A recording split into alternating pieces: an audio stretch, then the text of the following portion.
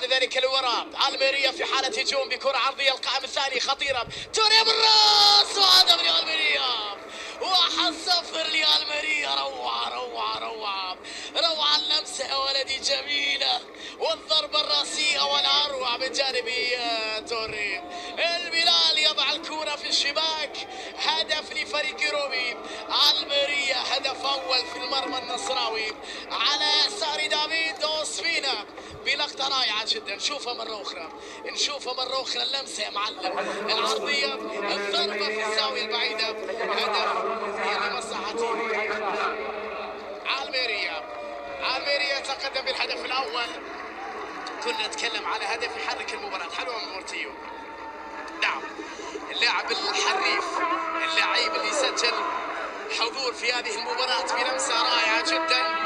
وبعد ذلك توري يسجل هدف الميريا الأول في أحداث هذا اللقاء بعد تمرير النصر من أجل ردة فعل سريعة، ومن أجل تعادل في هذه المباراة، ومن أجل عودة لهذه الجماهير، من أجل هذه الجماهير عودة في النتيجة.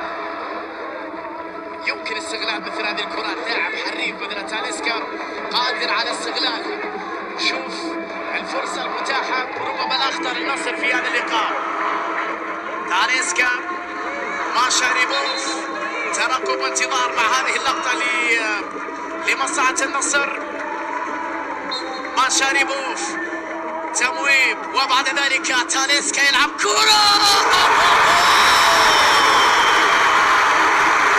يا لعيب يا حريف يا تاليسكا. 1-1 هدف ولا أروع من الكبير تاليسكا، الكبير تاليسكا. نعم، بضربة غير عادية، بضربة رائعة جدا جدا، بلقطة فاتنة وجميلة جدا. الكرات الثابتة وتنفيذها على طريقة ركلات الجزاء، سهلة كما لو كانت ركلة جزاء لتاليسكا. يا ولد على اللعبة.